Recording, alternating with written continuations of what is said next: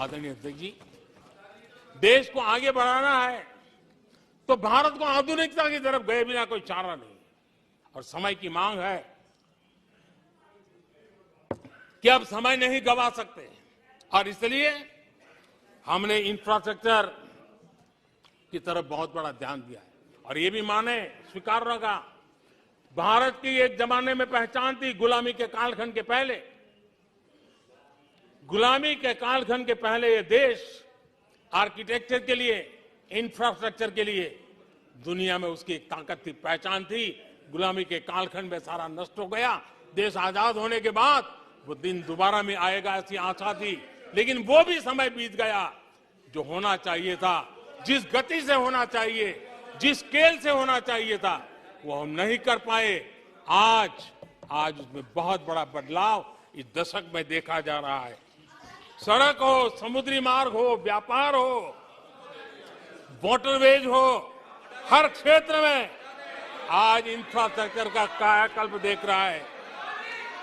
Highway पर record निवेश हो रहा है। माननीय अध्यक्ष जी, दुनिया भर में आज चौड़ी सड़कों की बात होती है। भारत में चौड़ी सड़कें, हाईवे, एक्सप्रेसवे आज देश की नई पीढ़ी देख रही है। भारत में वैश्विक स्तर के अच्छे हाईवे, एक्सप्रेस दिखे, इस दिशा में हमारा काम है। पहले रेलवे इंफ्रास्ट्रक्चर अंग्रेजों ने जो देकर के गए उसी पर भी हम बैठे रहे, उसी को हमने अच्छा मान लिया, गाड़ी चलती थी। आदरणीय अध्यक्ष जी, वो समय था। आदरणीय अध्यक्ष जी, जो समय था,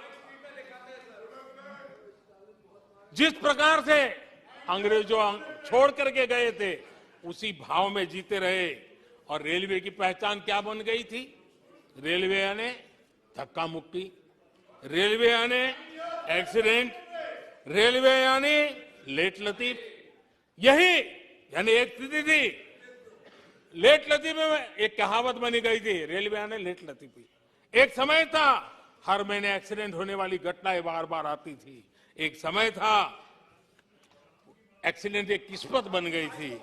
लेकिन अब ट्रेनों के अंदर वंदे भारत की मांग, हर एमपी चिट्ठी लिखता है, मेरे यहां वंदे भारत चालू करो।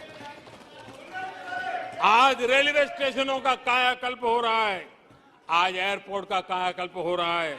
70 साल में 70 एयरपोर्ट, 70 साल में 70 एयरपोर्ट, 9 साल में 70 एयरपोर्ट। देश में वाटरवेज भी बन रहा है।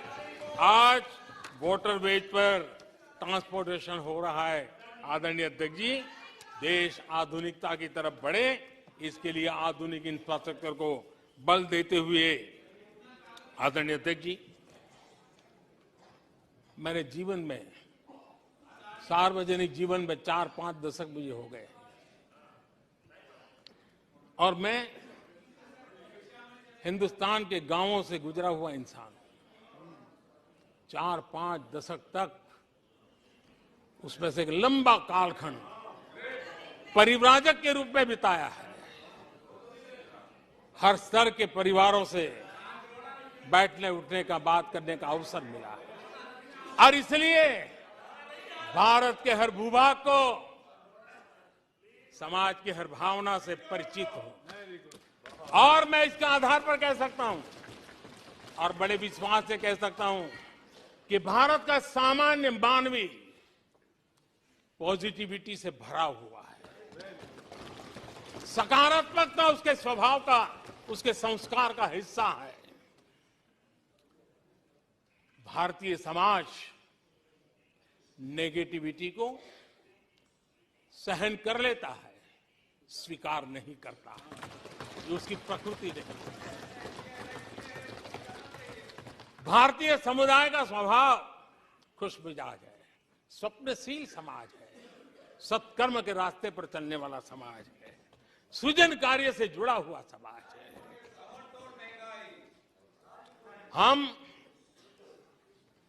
मैं आज कहना चाहूंगा, जो लोग सपने लेकर के बैठे हैं कि कभी यहां बैठते थे, फिर कभी मौका मिलेगा, ऐसे लोग जरा 50 बार सोचें, अपने तौर तरीकों पर जरा पुनर्विचार करें। लोकतंत्र में आपको भी आत्मचिंतन करने की आवश्यकता है। आधार आज डिजिटल लेन देन का सबसे बड़ा महत्वपूर्ण अंग बन गया। आपने उसको भी निराधार करके रख दिया था, अब उसके भी पीछे पड़ गए थे।